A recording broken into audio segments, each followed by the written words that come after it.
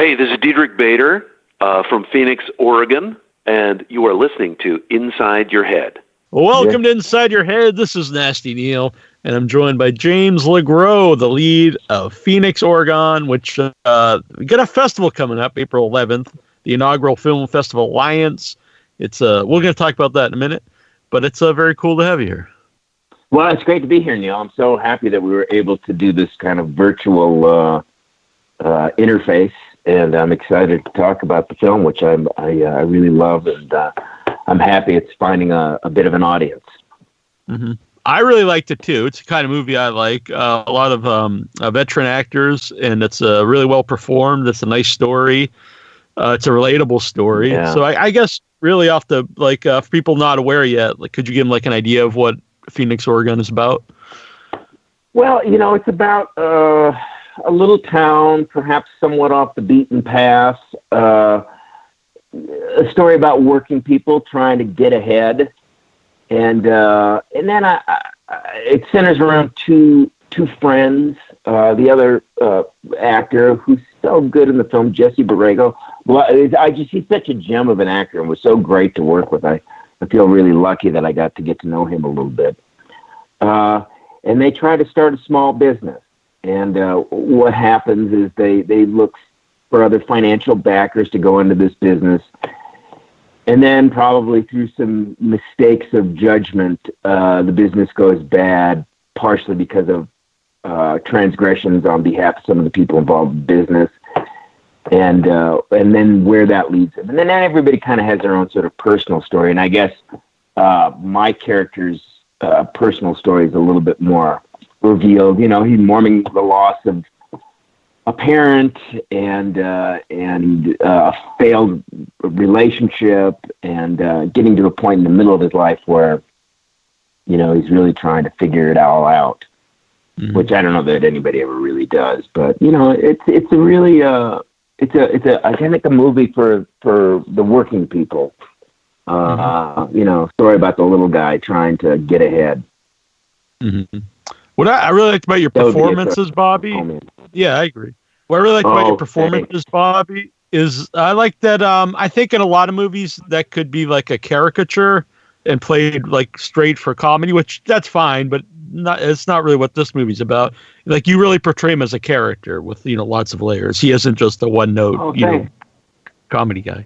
I really appreciate that, and I think I have to also thank my fellow cast members, who really were remarkable to work with. And it was one of these situations where I was lucky enough to enlist the help of a lot of old friends, which is a great thing about this line of work, is frequently you can work with your friends. And Lisa Edelstein, we've worked together many times over the years. And I always learn something when I work with her. Kevin Corrigan, Diedrich Bader, who's been an old friend of mine. But funny enough, we never worked together before. And on through the cast, it's just really fantastic people. And the other thing that was great is that I got to work with the filmmakers again, which was wonderful. And Gary, the director, and our producer, with a whole other team of producers. But we had worked on a film some years ago together, and I just really liked them. And so it was a lot of that crew, a lot of the same people. And I have to say, I don't know that in my long and rocky road of a career that I've ever worked with people that I was ever fonder of. I mean, they're just really decent, smart, creative, hardworking people. It was just a great situation. Yeah, I think that comes through in the movie because it's. Go ahead. Sorry. I just say it comes through in the movie that everyone's there's a chemistry there, and it seems like everyone knows each other within the movie. Well, it's not only that. The guy who is our who is the head of our sound department. I had worked with before. And just his attention to detail and all of the when you do a picture at this price point, you really have to be all in. And it's just the hours are so long and the conditions are tough and you don't have a lot of resources. And so you really have to lower your shoulder and do a lot of heavy lifting. And you're in the trenches, so to speak. And so, when I think of some of the people that were, I think of Kent and I think of Claudia who did Trust. And it's just such a great group of people that you'd really want to be in the trenches with. Certainly. And Patrick, our cinematographer. Mm-hmm. So how did you get involved? Obviously, you knew Gary, you worked with him before. So how did you get involved? Did he say you were right for this role? And how did it come about? It was basically, I think, I can't remember if Gary reached out personally or if it came through my agent, but I think it may have came, or my manager, but somehow they contacted my representatives, I think, and I was trying to decide between this and another picture at the time. And, I just thought, what? I like Gary and Ann. I know Gary and Ann. Who know all these things that these little movies are always a bit of a gamble. But I thought, I think I'm just going to go with the people I know I love. And we'll see where this takes us. Mm-hmm. And then you we're never... up in Klamath Falls. Mm-hmm. Go ahead. I was just... I'm sorry. I think there's just a little bit of a half a second delay, so sometimes one of us talks over each other. I'm sorry if that happens, but so this is the thing about technology; it's flawed. Right. So Jesse Borrego, you mentioned you had not worked with him before, but did you know him at all before? Well, I only knew his work, which I had admired, but I didn't know him, personally. And, we're of a similar age and came up at a similar time. But I knew him from some TV shows that I'd seen him on. Mm-hmm. And he's one of these guys that, he can do it all. He's an actor, he's a writer, he's a dancer, choreographer, musician. I mean, he's like practically Barbra Streisand, you know what I mean? He's like one of these guys that's just got all these talents. And, so I feel really lucky that, I think, working with him made my acting better. So I'm very grateful for that. When I had Diedrich Bader on last week, he had mentioned that he didn't say something negatively, but Jesse has a different style of acting where he's a little more loose. Did you notice a little bit more in his lane? Yeah, but this is the thing. I've had a really lucky career, and I've worked with so many phenomenal actors. I mean, it's really kind of blows me away sometimes. And what I have learned over the years is that there's a lot of ways to mine for gold, and all these different actors get the gold somehow. They all have their different methodologies and processes, but the result is the gold that they deliver. And so I just try to adapt to whoever I'm working with. It's kind of been my what I've found works best for me. I just let the material and then the people I'm working with dictate my process. And I just try to adapt to whatever they're doing as best I can. When you first started out acting, who were some of the people that you worked with that were kind of influenced you? Wow. Well, I started out in the theater. And, so there were some theater actors at South Coast Repertory Theater that really influenced me. John David Keller and Ron Bowsam and Howard Shangra. And, these are not famous people, but I really looked up to them. And they, Jeff Coombs, I think, was at South Coast Rep for a little bit, a few others. John Ashton was there for a minute. And it just made it seem real. You could do, this is you can do this. This is a thing a person can actually do. I mean, my sort of antecedents, my background, we don't, I don't know, I don't have family in showbiz or really know anybody that was very successful at it. I mean, a couple of like peripheral relationships with people I knew, but that was just so remote as to not be real. So when I started out in the theater professionally in I think it was 82, it just made it seem real that it's a thing a person could do. So I was influenced in that way.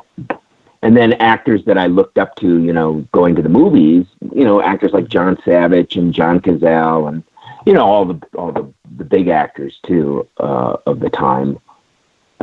Certainly, De Niro, Pacino, etc. But that's kind of what influenced me in the beginning. Is it hard to go from like theater acting to film acting or TV acting? No, I don't think it is. I think it's just you have to adapt to the circumstances. It's all running.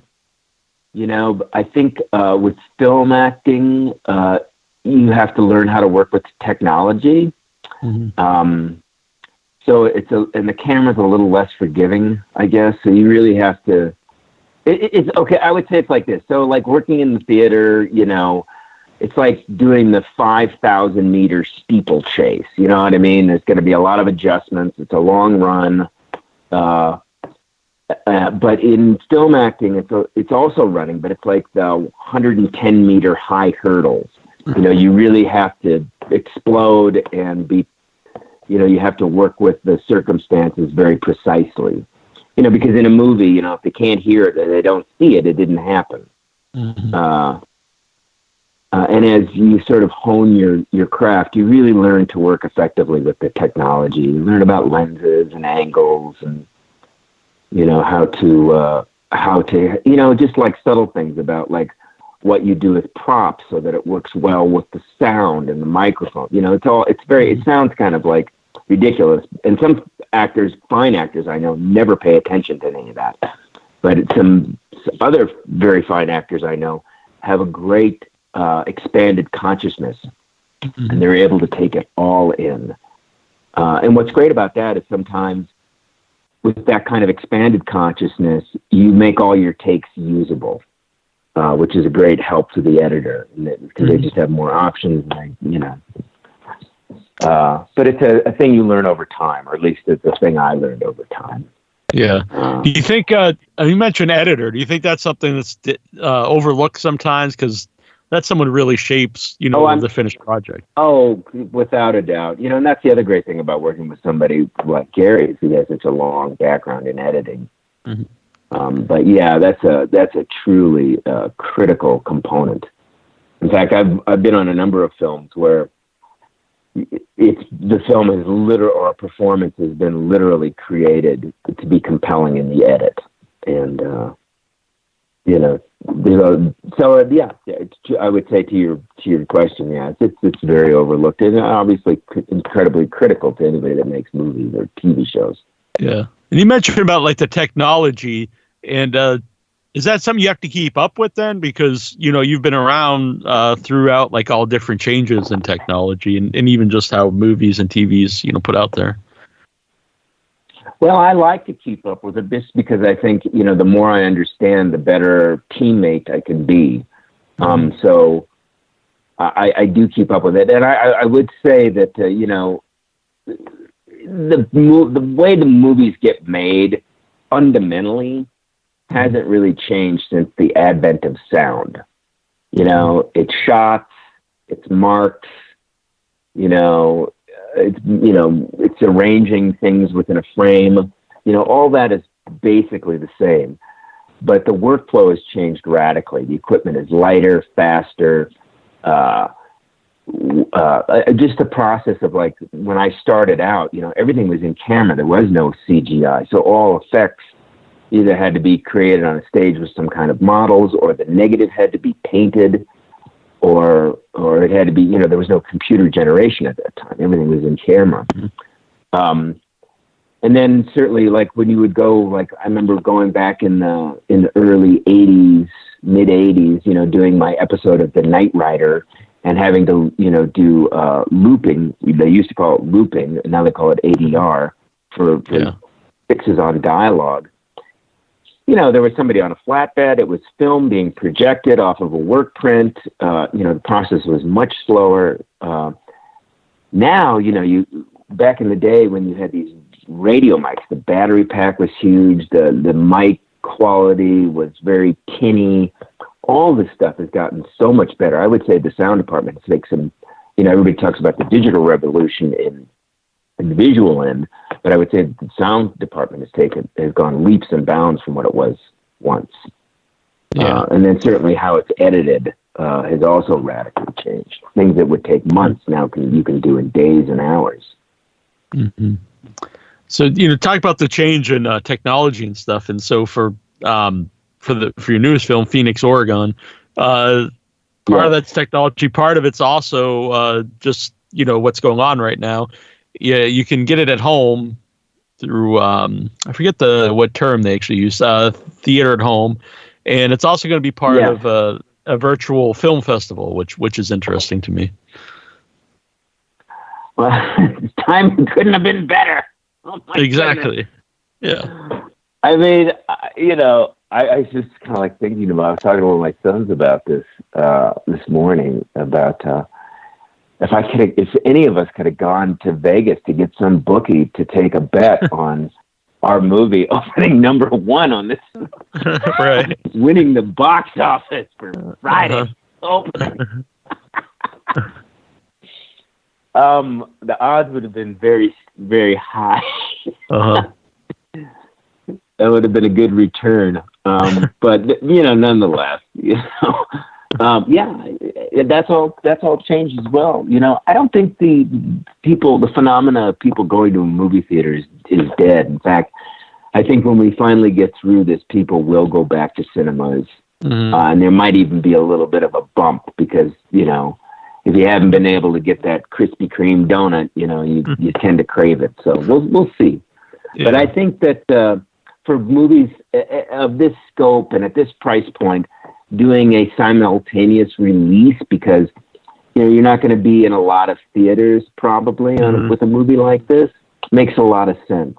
And the fact that they would split the box office with the theater operators, I think is just a smart. One hand washes the other. I think people are able to build off of each other's efforts in a arrangement like that. Mm-hmm. I mean, it's definitely something I miss. Probably the main thing I miss right now is going to the movies. It's something I would do, at least once a week. So once that's able, it's definitely something. That. Yeah. Now, this is a virtual film festival. Had you ever gone to regular film festivals, physical festivals? I guess. I've gone to many film festivals over the years, but I haven't. I don't think I've ever had a film participate in a virtual one. So no. Right. I don't even know how the logistics involved in all of that, but I find it all fascinating. Yeah. Well, about film festivals, what do you think the benefits are of having your film in a festival and also attending a film festival? Oh, I think the obvious benefit is getting your work out before an audience. I mean, anytime you can get your work in front of an audience, you're making a success of your endeavors. That's the point. So there's that obvious effect. And then, for little movies, you have the benefit of if people like it, there's good word of mouth.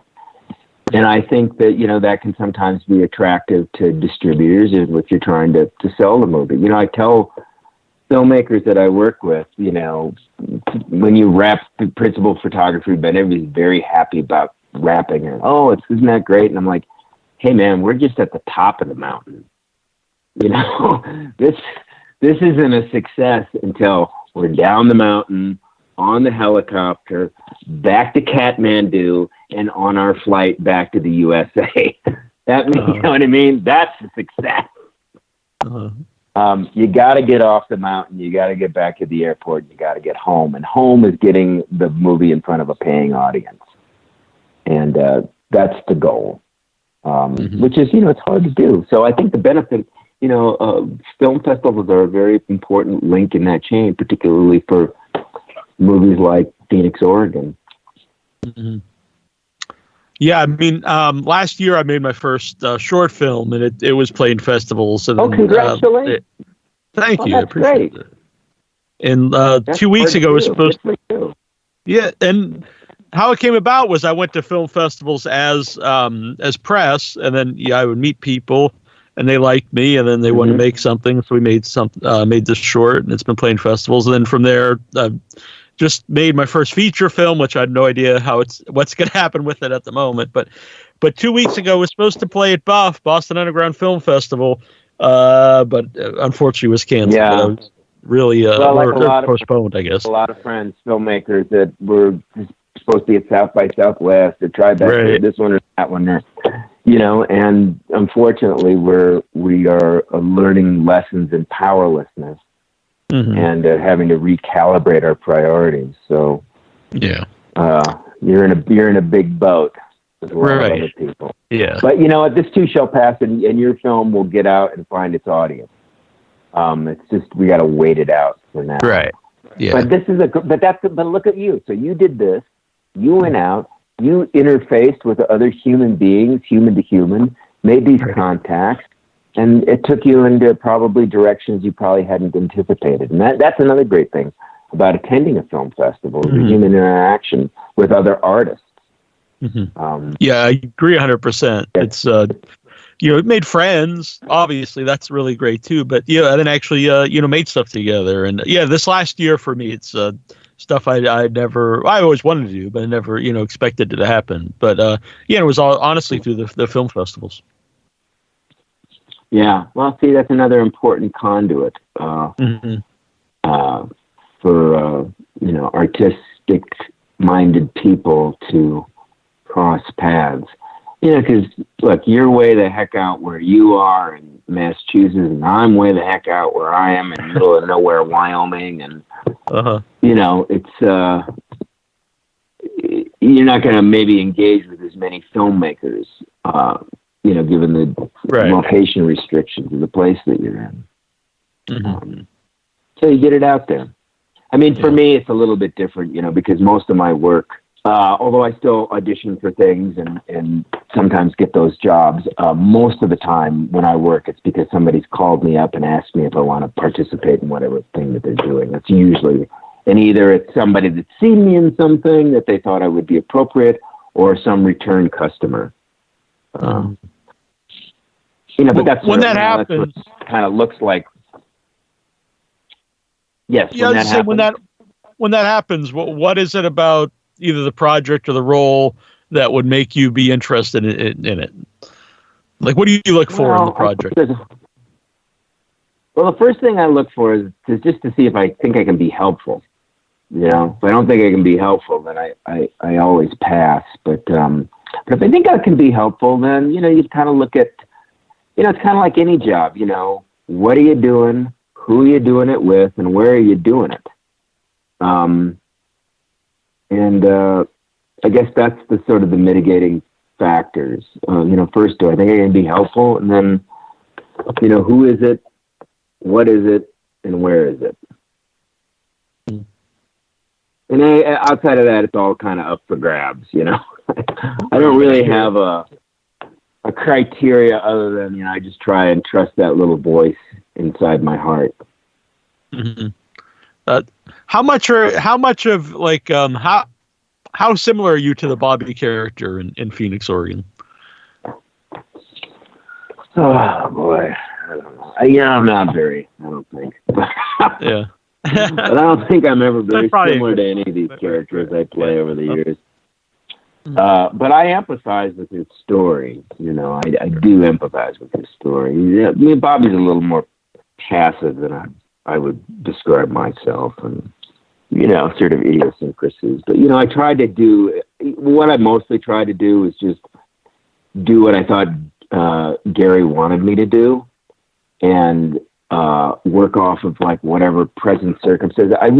For this part, I really just tried to stay as open and as stripped down as possible. I didn't want to have any acting in it, or as much as I understand it was the tone was comic, and and because of that, it's always a sort of implied relationship to the audience because there's a timing factor in doing comedy. But I really tried not to do any acting as best as I could.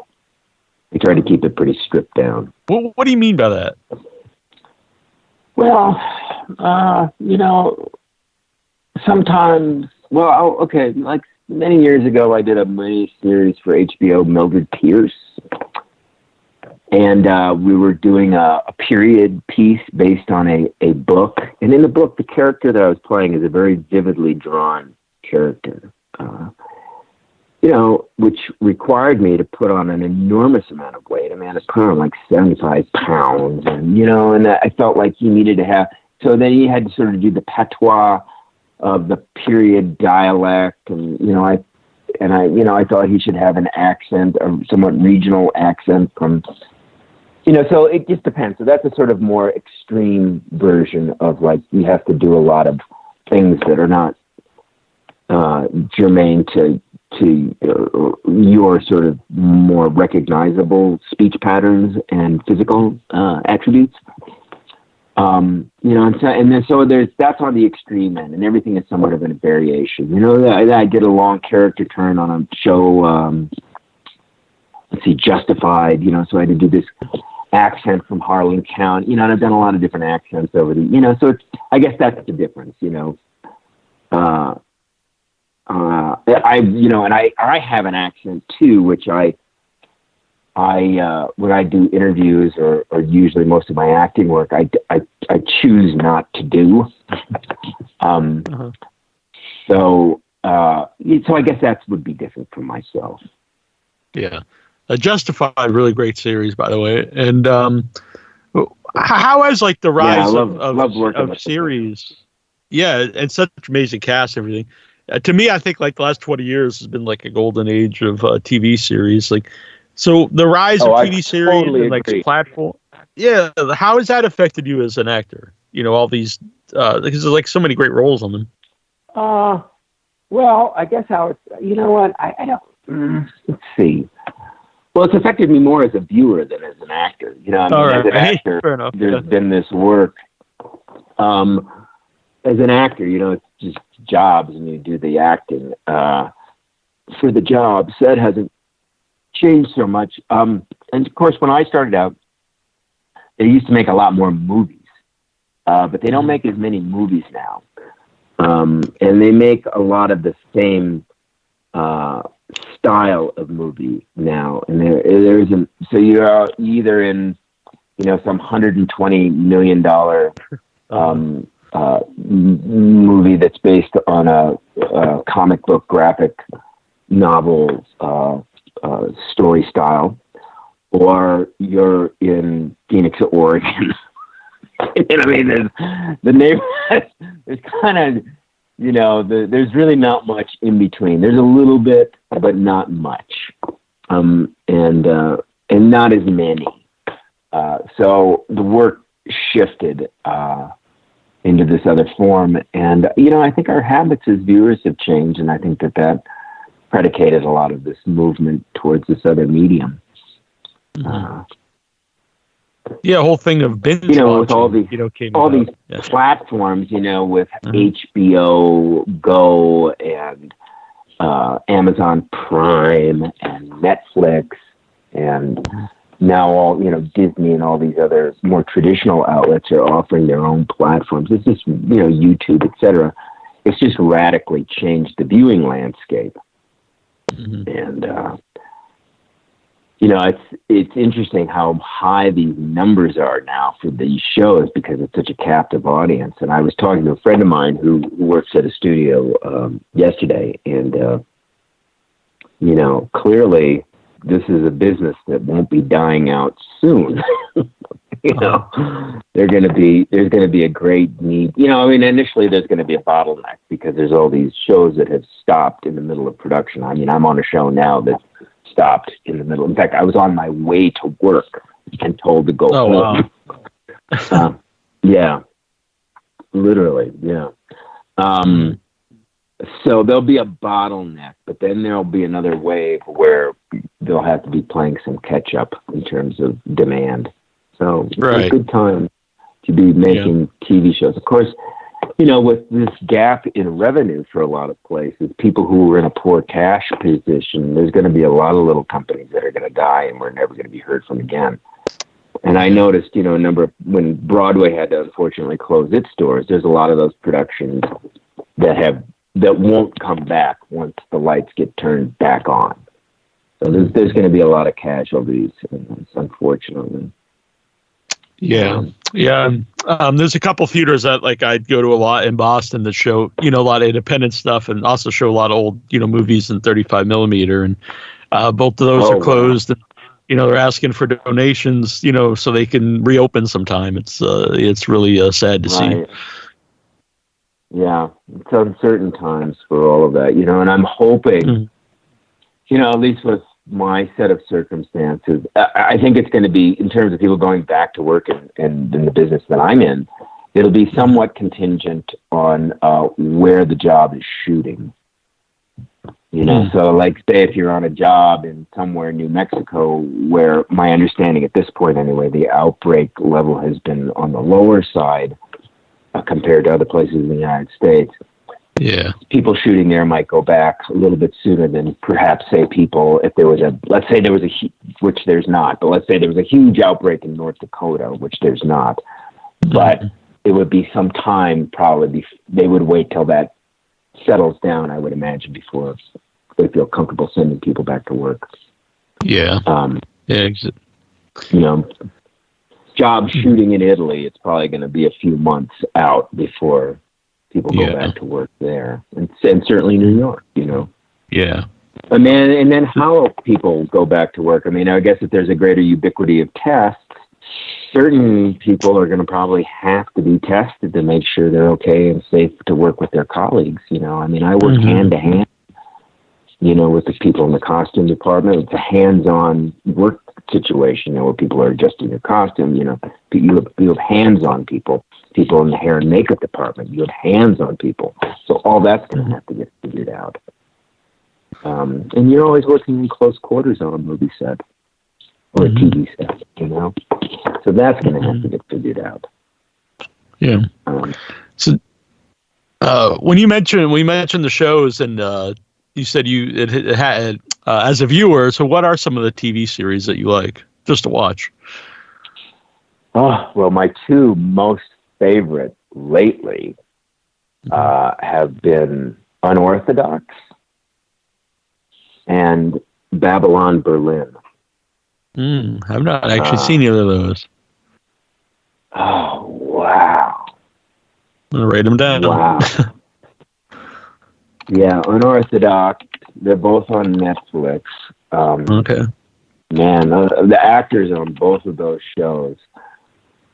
Unorthodox takes place in the United States and then in Germany.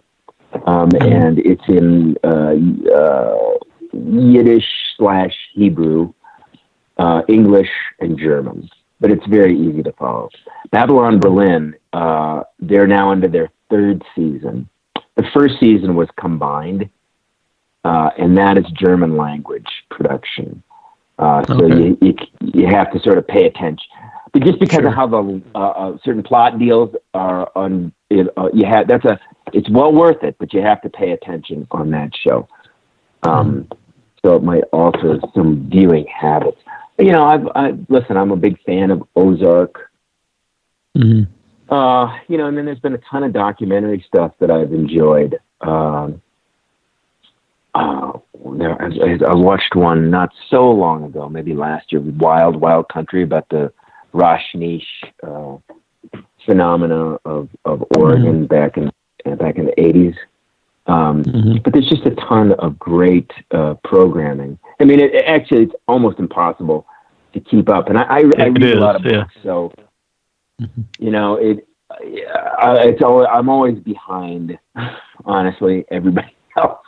I should be more literate in terms of what's current, but but with I actually same way. I watch a lot of stuff later after it was already on, like Mad Men and stuff. But with the binge watching, it makes it possible. Great series. Oh yeah, it was awesome. Yes, it does make it possible, and some shows are bingier than others. Mm-hmm. Now, the show I was talking about, Unorthodox, that's only 4 episodes, but the show was just so emotionally powerful and pushed all my buttons. I had to take a few days off in between episodes. I was just like, wow, okay, oh my God, Whew. Okay. And another show that I was that I enjoyed very much, and maybe you saw this show too, Black Mirror. Yeah, I like Black Mirror. That was another show. Yeah, and what I tell people with that show is, really to sort of to get indoctrinated to the show properly, just watch the only thing you have to do is just watch the very first episode first, then you can watch them out of order. Watch that first one. That will set the template and the tone, right? Right. If you can handle the show. Incredible thing they're going to propose, they're not backing off of it. They're going to, they're going to go through with it. The horrible thing they talk about, they're actually going to do it. And so but that was another show where it was so intense, some of those episodes. I would have to take a week off or 2 before I could watch another one. Yeah. But other shows, like Ozark, you could kind of run through them because it's a sort of a pot boiler and it's very plot generated.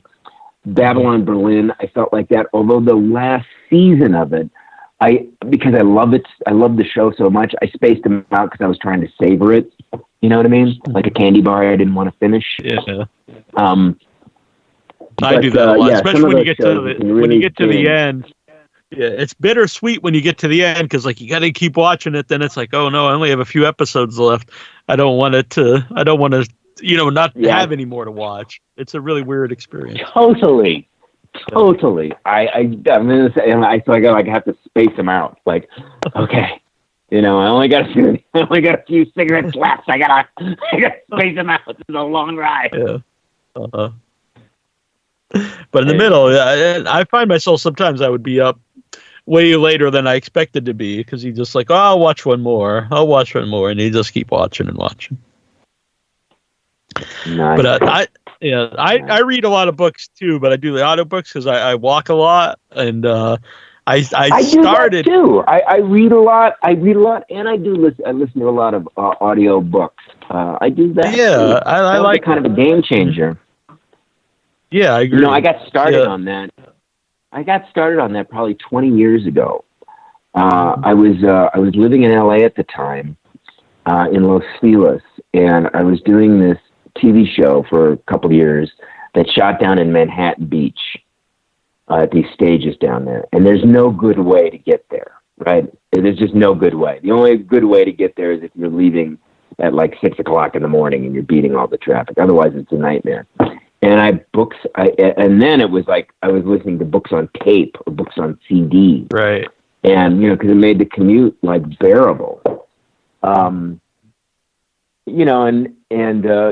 was great. And so that kind of got me going. I've always been a reader of actual books, but that's been a nice, with the proliferation of that, since I'm a big hiker and I'm always out, going on long runs or long hikes.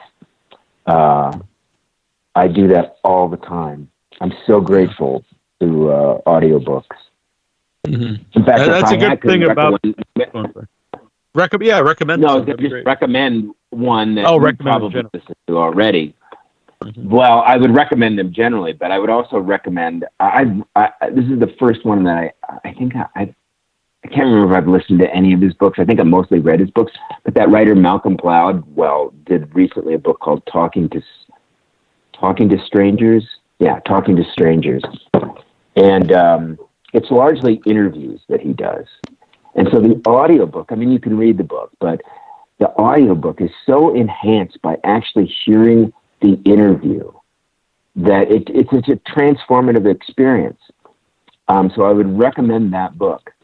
And I guess what keyed me in that was always a possibility is I was on a long drive and I listened to Angela's Ashes by Frank McCourt.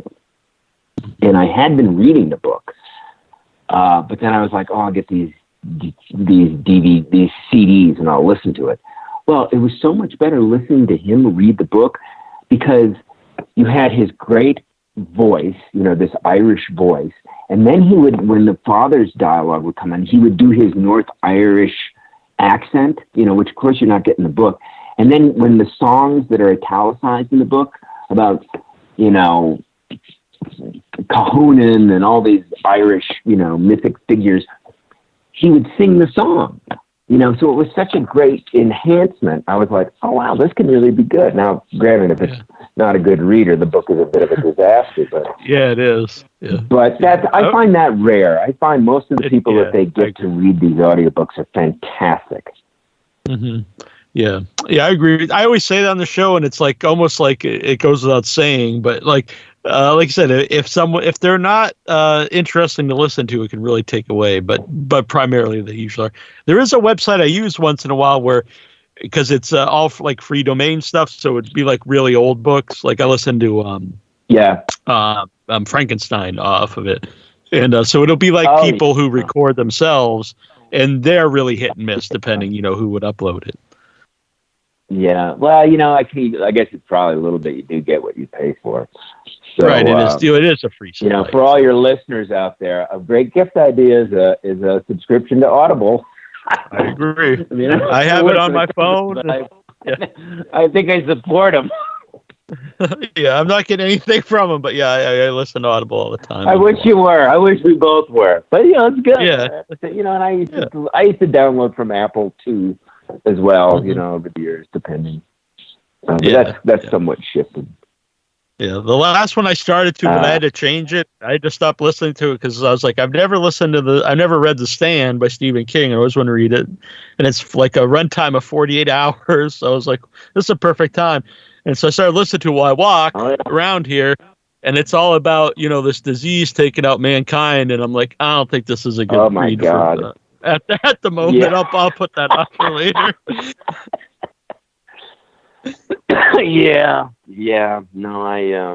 Maybe not so much.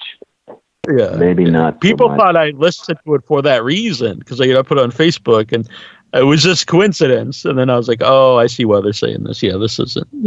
Yeah, I read an interesting interview yesterday with Lawrence Wright, writer, journalist, and I guess he wrote a piece of fiction that has a sort of a plague narrative. There's a good interview with him in the New Yorker I would suggest to people.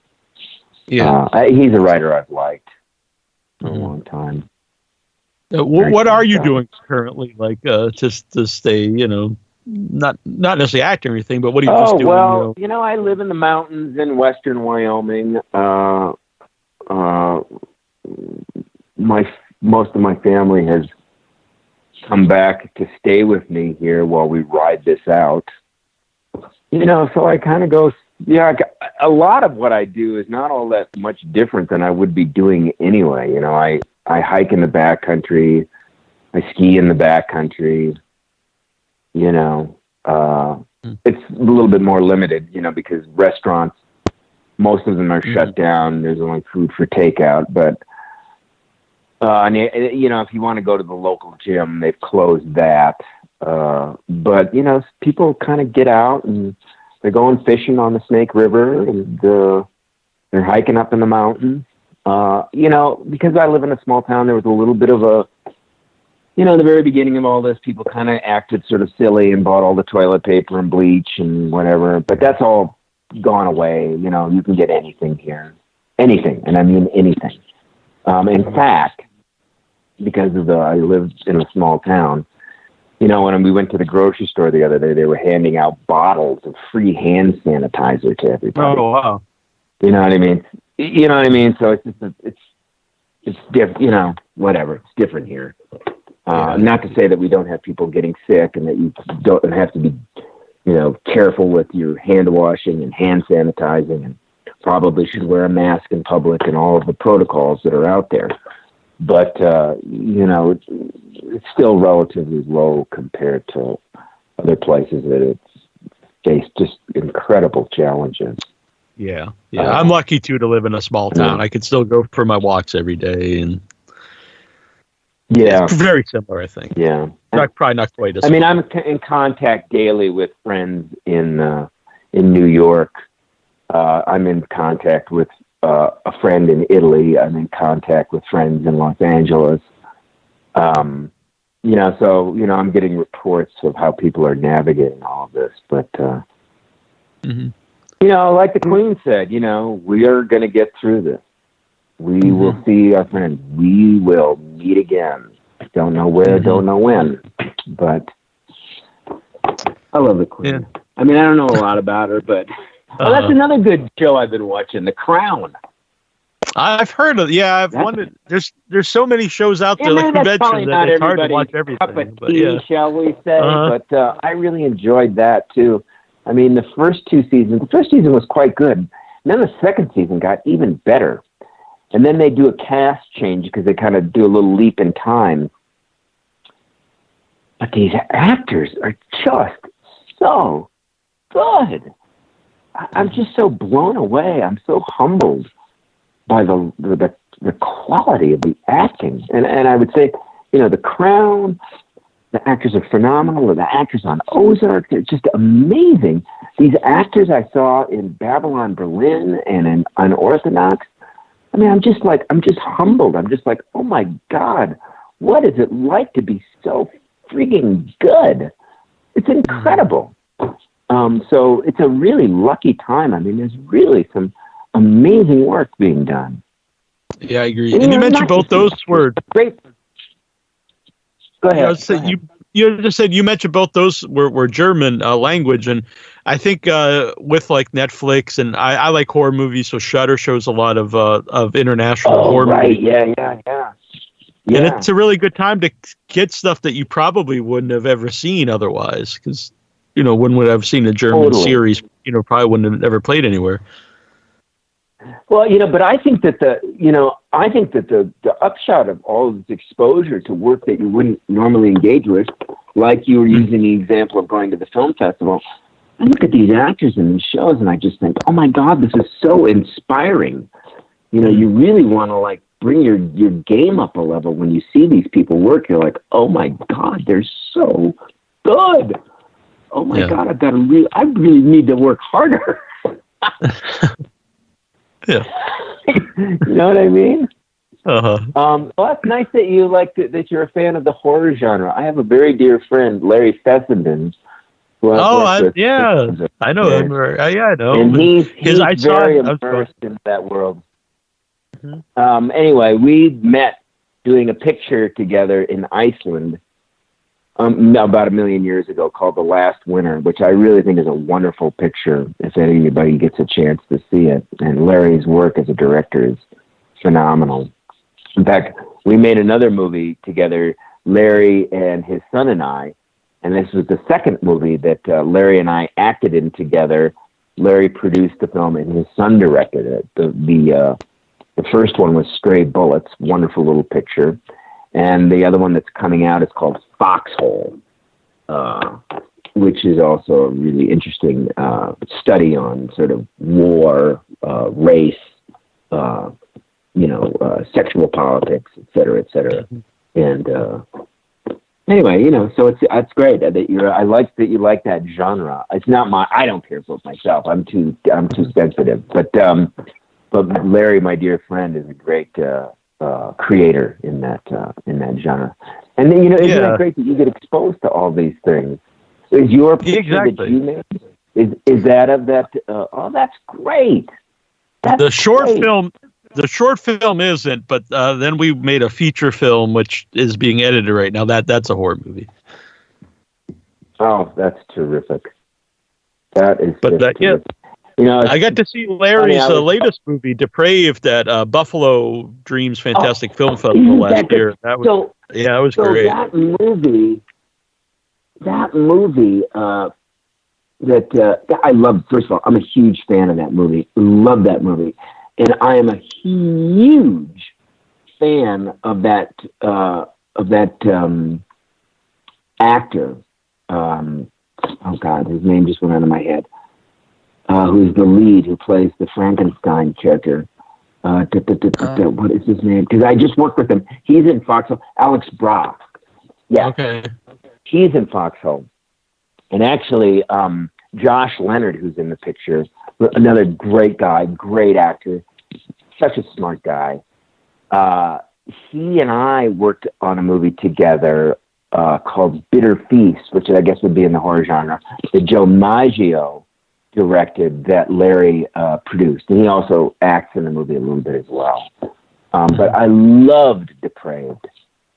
Big fan. Yeah, I am too. I love Frankenstein. That's why I read the book, and I love all the different versions of the movies. And this is a modern take on it. Yeah, I loved it. I don't understand. Larry's he loves Frankenstein as well.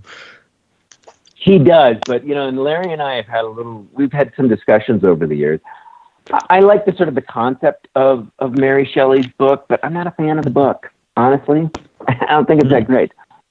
First, it's an epistolary novel, and it kind of rambles, and it kind of more than anything, when I read it, my takeaway is not sort of the Promethean aspect of it, which I guess was her sort of inspiration through writing it, but it was more, when I read that book, it to me is more of a study on racism, because Mott's is kind of a decent guy, and apparently he's a genius to figure out language by observing that with that family in the mountains he spies on.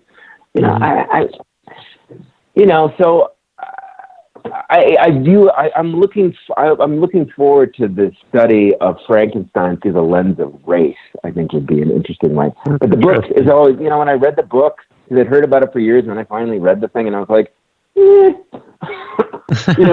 maybe it's a great book, and I'm just too dumb to realize that. I'll grant that there are other supposedly great books that I've read that once I got to, I remember a few years back, I read this writer who I'd read other books of his that I'd enjoyed, Thomas Pynchon. I'd read Inherent Vice and The Crying of Lot 49, and I was told, you really got to read Gravity's Rainbow. It's a big book, and I read it, I got through it, but I was just like, ugh, no thanks, overrated. And I felt kind of the same thing I felt about like Infinite Jest, it's a great, David Foster Wallace. And, I've always enjoyed his journalism. I read some shorter work of his that I've liked. And I tried like reading that book a couple of times. I just couldn't get through it. And finally, I just buckled down. I got through it. I got through all the footnotes. And this friend of mine who's a big lover of the book, I was like, I guess if you like reading like MOS-DOS manuals from the 80s, maybe you'd like it, but not so much. Ain't exactly Ulysses, let's put it that way. But sometimes I don't know. But I grant you, maybe I'm just too dumb to get it. That's always possible. That's fine. It's fine. My favorite version of Frankenstein. I mean, I love the Universal Monster one, but there's a play, and they show it at theaters every Halloween. It's Cumberbatch, and I forget the other actor, and they reverse roles depending on which one they show. So one plays a doctor, one plays the monster. And I think that's really fantastic if you ever get to see that or interested in seeing it. I'll check that out. Well, I'm a big fan of Benedict Cumberbatch. He was so good in that what's that guy? I saw it, St. Aubyn's, those novels, the 5 books, Melrose, Patrick Melrose. That was on Showtime. God, he was great. God, that guy's a good actor. Wow. Yeah. Wow. Can you imagine? What would it be like to be that talented? It just blows me away. What would that be like? If I ever interview him, that's what I'm going to ask him. What's it like to be this talented? What is that like? Do you taste crackers differently? It's got to be something. I don't know. Maybe I don't know. I don't know. It's incredible. Yeah. I wonder if he thinks he's talented. Thinking like some of these. Oh, he's probably super modest and is like, golly, I don't know. I don't know. Something boring like that. But, right. I look at people like that. I remember I saw this play once. Jerusalem. And what's that actor's name? He was in the, oh God, my memory's just gone to shit. He won the Academy Award for like some part he played in some Steven Spielberg movie. He's actually from Wisconsin. He's an actor. He's worked in England for a long time. Oh God, what's that guy's name? Do you mind if I look it up? It's going to drive me crazy. No, I would do this. Anyway, I saw this play, and it was so good. I'll forget it. Anyway, but the takeaway, I'll think of the name later, but the takeaway was, oh my God, this guy's in a completely different business. Like, I don't know what he's doing, but it's something so radically different from anything I do. That, you just kind of have to tip the hat. Mm-hmm. Yeah. Yeah. So I'll have this. Tony. Go ahead. No, he won a Tony. God, it's a good track. Oh, I see. For Boing Boing, and the other thing he won was for Jerusalem. Oh, okay. This is the bad thing about getting old. You really, your memory goes off a cliff for some things. Anyhow. Yeah. Yeah. I mean, you think I was so bummed. It is nice to have like Lewis wasn't going to make. Hmm. Yeah, to be sure. Well, what's that about Daniel Day-Lewis?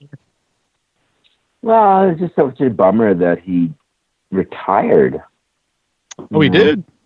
He did before, too. Yeah, then he came back. Yeah, but I think... did he? I don't know. It sounded like this time that he did, he really meant it. So, which is a big bummer because, man... Yeah, I remember he left for a while and became like a shoemaker, and then came back to acting, or whatever the technical term is for shoemaker. A cobbler, I think. Cobbler? Yeah. Yeah, I guess. I don't know. I don't know. I mean, hard to beat Daniel Day-Lewis. It sounds like he kind of means it. He was so good in that movie that Paul Thomas Anderson. God, that was amazing. The filmmaking in that picture was just extraordinary. Phantom Thread. Wow. I think that movie of that year. Mm-hmm. I mean, just technically, the period of it and the camera work and the art direction. I mean, it was just those are hard movies to make well, and he really, he sure did. Have you ever wanted to? I was just say, have you ever wanted to make your own movie, a director or writer? I've written a few things, and I tried to get them made a few times and kind of hit the wall, because I'm intrinsically a lazy person and have such low self-esteem. I quit and didn't follow through. I guess what I have learned, I would still like to direct a movie if I found the right material. But because of my long experience of making movies at a very low price point, I'm only willing to suffer so much. And so I would have to be the right opportunity with the right financing. Mark Rylance, my God. And I thought about it without even looking it up. Mark Rylance. All right. Mark Rylance. I would also say, too, Mark Rylance, who was brilliant in all of the plays that I've seen him in, and it's been many over the years, gave two of the greatest award acceptance speeches I've ever seen in my life. One, the first time when he won the Tony for Boing Boing, and then the second time when he won the Tony for Jerusalem. And I would encourage your viewers to go on YouTube and look that up. Genius. I will do that. Yeah. Yeah. He, I'm enough of a kid at heart where I still am like corny enough to be just swept away by, brilliant people. You just look at these actors and their work, and you're just like, golly, what would it be? That must be so amazing to be able to do that. It's just so cool. Oh my God, I can't even imagine. I think that's a good thing just to hang on to, though. Yeah, you enjoy things more, and I think you appreciate life more. Well, I guess I would say, as somebody who's made their living for 38 years off of what they could generate in the world of show business, the older I've got, the more I appreciate how hard it is. Which makes what they do all the more impressive. It's like any kind of, on a certain artistic level, you sort of have that awe and wonder, but then at a certain kind of like pedantic craftsmanship level, I would say, I would encourage most actors I know, if you really want to know how hard it is to make a movie, produce one. It will change your relationship to your acting in one. Just produce one. And by the way, how you know you're a producer on your movie is you're the last one standing. You're the one that takes the Winnebago to empty the toilet before you return it. That's how you know you're a producer. Yeah, I produced the last feature I made, and it was, it's very low budget, like $20,000 budget. But we filmed the principal photography over a 3-day period, like 20-something pages a day, and it was very, very draining, and it was way more work than I knew it would be a lot of work. But yeah, it was one of the most draining experiences, but it was also very fulfilling. Totally. But, it's hard work. It's money. People, the hours are long. The conditions can sometimes be very difficult. I'm on this TV show right now, and there was a period of time where, we're on I wasn't in these scenes, but, the crew had to be working out in the desert, dusty, hot, you're remote from any kind of like amenities of any kind. And it's a challenge. It's really a challenge to just get through the day. And on this show, because of the nature of the ambition in filming it, in the fall when we started, we were very limited because there was a lot of daylight exterior. We were limited on the usable light hours that we had. So they do what they call a French lunch, which is, you don't stop for lunch. They just bring you your lunch in a box and you kind of eat it whenever you can kind of figure that out. Some people will get broken for lunch and be able to go somewhere and sit down, but for most everyone, you got to kind of keep moving. And, so there's just no break to it. You just go. And I guess what I find is that people that don't know much about like making a television show or a movie, just how hard the crews work. People in the movie TV business, they work hard. They really do. And I also think about, if it's an ambitious project, where you're trying to do a lot of things that are technically difficult. There's a lot of specialization that's required, and that ends up requiring a lot of just bodies to execute the logistics of these things. And so when you look at a big TV show or a big movie, there's more people. It takes more people to make that than it does to make a car or an airplane. Right. Okay. That's the level of complexity. And people are they're just blown away. They realize that. It takes more people to make a... If you see the credits on a lot of modern movies, like they'll go on, forever, and you just see all this giant amount of people that went in, technically to make it. And it is kind of mind-boggling. More people than it takes to make a car. More people than it takes to make an airplane. Okay. I always kind of when these people grouse about like, creating tax incentives for, show business. Well, what is it? That's just going to help a bunch of millionaire actors. And I'm just like, oh right. God, you have no idea. You have no idea how much revenue that generates and how many working people that puts to work, that can, buy the hot dogs and the hamburgers and the rain jackets and the shoes and the cars and the tires and all the stuff that they need. It's such a great boost. But, whatever. The economy. It's the local economy. It's the economy, and it really does feed a lot of mouths. Mm-hmm. And I don't think people working, on the cruise, they don't get paid all that. I mean, they get paid a reasonable amount, but they're not making the big bucks. Yeah. And I think about like the moment that we're in right now, and that people were bitching about, well, I mean, should you really be paying some guy that just puts boxes on a shelf, $15 an hour? That you had politicians complaining about that. You don't think these people are worth $15 an hour? Really? How do you feel about it today? Mm-hmm. Yeah, that's something that always bothers me.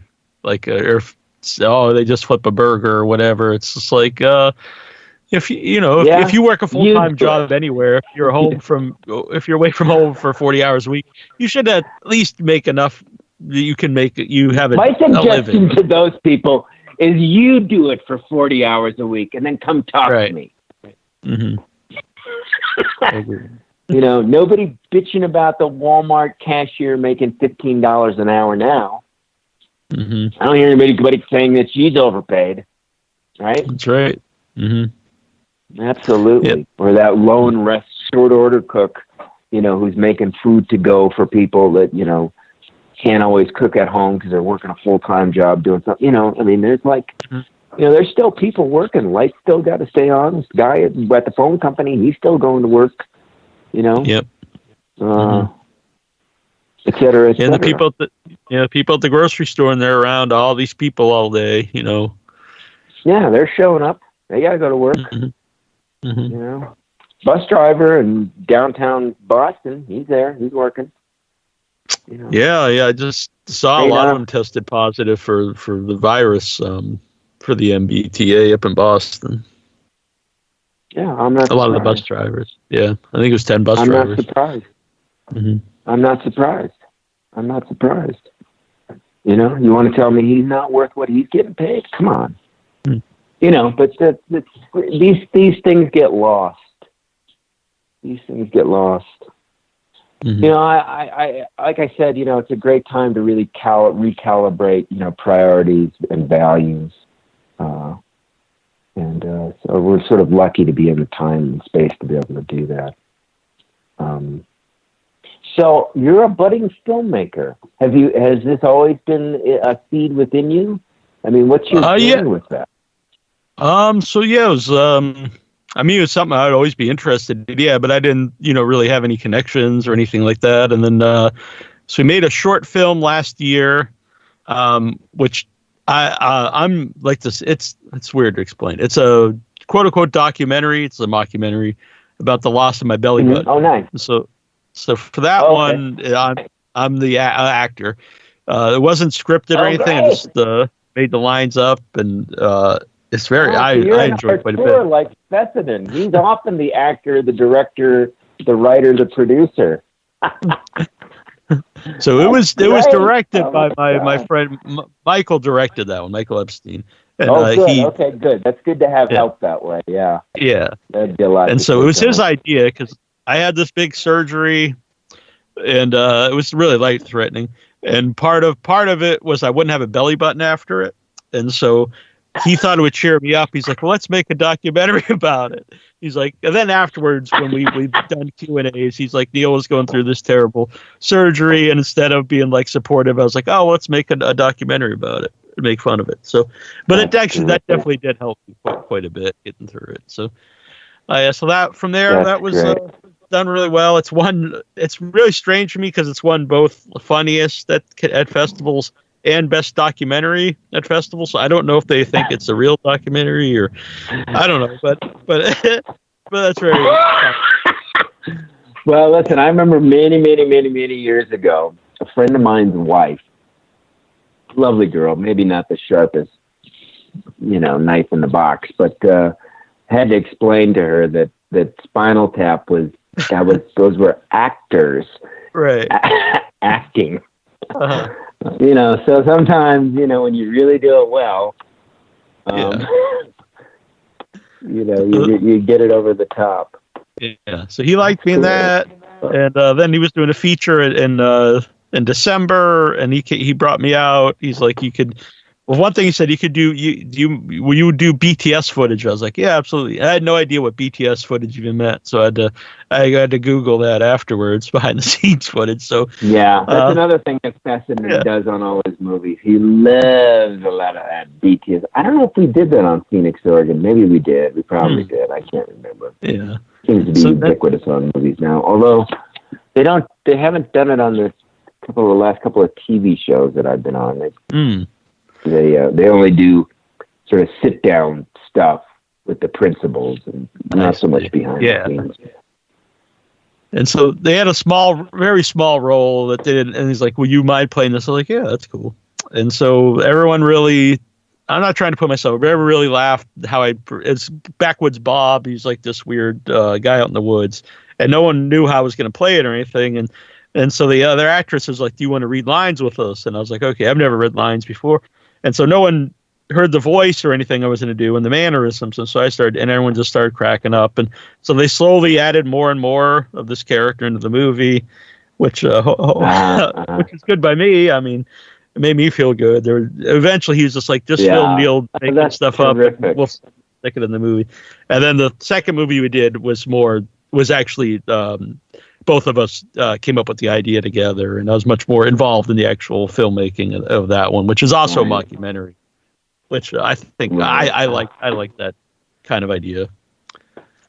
So that one is when I did pitch that to people, the last one we did, I did say it's like Spinal Tap, but it's with horror movie people. So we were lucky enough to a festival that I was friends with, Mad Monster Party, let us film there as a backdrop, and the idea is it's two horror actors from a 1970 movie who both take credit for playing a mass killer, which is really inspired by there's a lot of that's happened, and then they're at a festival for the first time together in 30 years, and we got to film in the festival with the convention with the backdrop, and he even let me do a fake panel with them. It's I think it's very funny.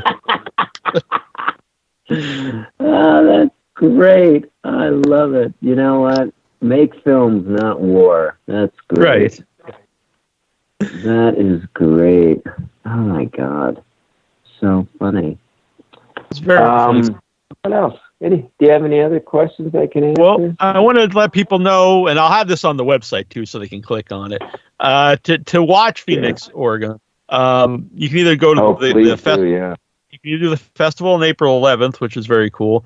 Or if you just want to watch Phoenix, Oregon right now, you go to phoenixoregonmovie.com, and it's pretty cool. You buy you're buying like a movie ticket, and you get to watch it at home. That would be great. We appreciate any of our viewers. They are the lifeblood of what we do. That's for sure. I really appreciate it. No, go on. Sorry. Yeah, for sure. I want to ask you a quick question. So you're a podcaster. Yeah. What podcast? You don't have to in any particular order, but which ones do you enjoy? Oh, that's interesting. I like what is it called? With oh my God. WTF with Mark Maron. I think he's a good interviewer. Oh yeah. I like it. I watched his stand-up on Netflix. It was pretty good. Yeah. What else? So I like his style. It's more of just a conversation. I like that. I don't listen to a lot of podcasts. I know that sounds terrible since I do the podcast, but I do like that. Well, there's good showbiz one. Ileana Douglas does a nice one. Oh yeah, I saw that recently on Facebook. I would like to check that out because I always like. Yeah, I've listened to several of those. She's so knowledgeable. Well, she's a super crazy talented actor, but still very knowledgeable in about the cinema and movies and television. So that's a good one for people who might be out there, Yeah, I would listen to that. Yeah, I'm glad people do. I do a couple. Oh, it's a great frontier. It's a great new phenomenon of this whole digital age. Yeah. Yeah, when I stopped, well, I'll tell people about your. Well, the first one I did was 2005, and I don't think podcast was even a term then. But it is weird how much it's changed over the years. I don't think it was. No, and everybody at the time, well, not everybody, there was a lot of people at the time that would be like, "Oh, is this on real radio?" And I'd be like, "No," and like, "Oh, I have no interest." But that's years later. It's so different because now, like, most people wouldn't necessarily be interested in being interviewed like on a local radio show, unless it was like to promote something in that city or something. And whereas a podcast, it's not just in the whole world, but the whole world's international. So it's really weird how much that's changed and how many people within like the industry do podcasts. Like a lot of professional wrestlers do podcasts about wrestling. A lot of actors do podcasts. People like Conan O'Brien do podcasts. So it's really interesting to see how Jack Shepard does a successful podcast. He's an actor. He does a successful podcast. Joe Rogan, I think it's one of the most popular. Sure, yeah, I've heard some of his podcasts. Yeah, a lot of them out there.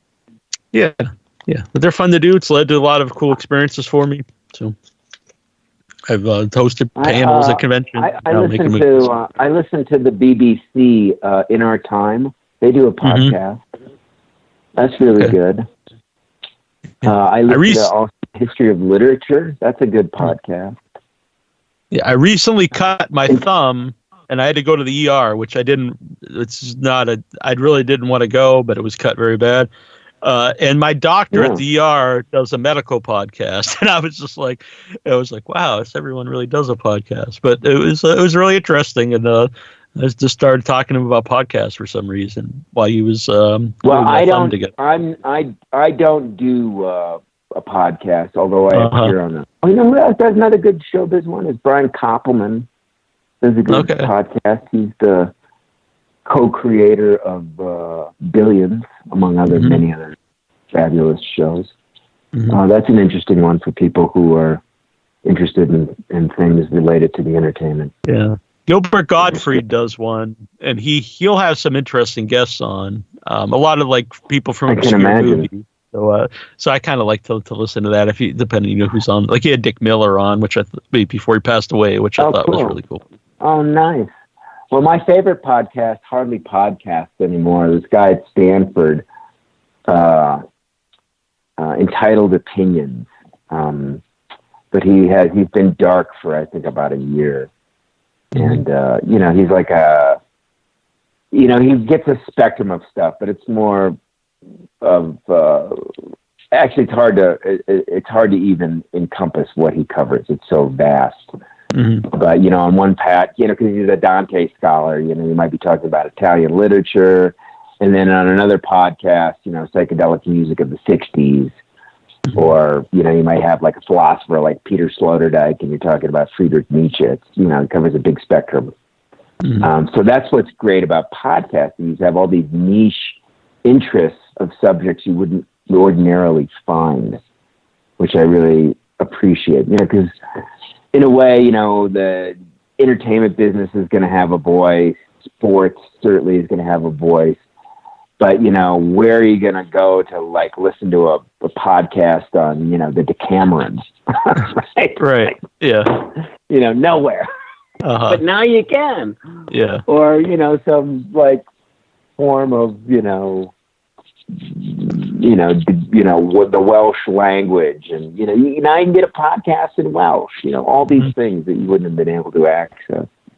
Yeah, I also think when we talked about the TV series, I think a lot of those wouldn't have been made 30 years ago because you only had so many networks, and they probably wouldn't put like a really kind of that would seem like a niche audience. And now you can make stuff that. A part of this too, which is the great thing about diversification, is that you have more decision makers realizing there's going to be an audience for these other things that, in the past when you had a small clique of people who all sort of looked the same and sounded the same and all kind of went to the same schools.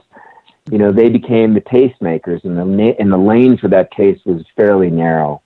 And so I think as diversity has developed, the range of things that you're going to encounter has become much richer and more broad, for which I'm so grateful. Yeah. And on a lighter note, also a lot of good food when the restaurants reopen. A lot of like up in Boston, there's a lot of diverse food. So yeah, it's good to have diversity and try new things. Absolutely. Amen to that. Well, it's been a pleasure.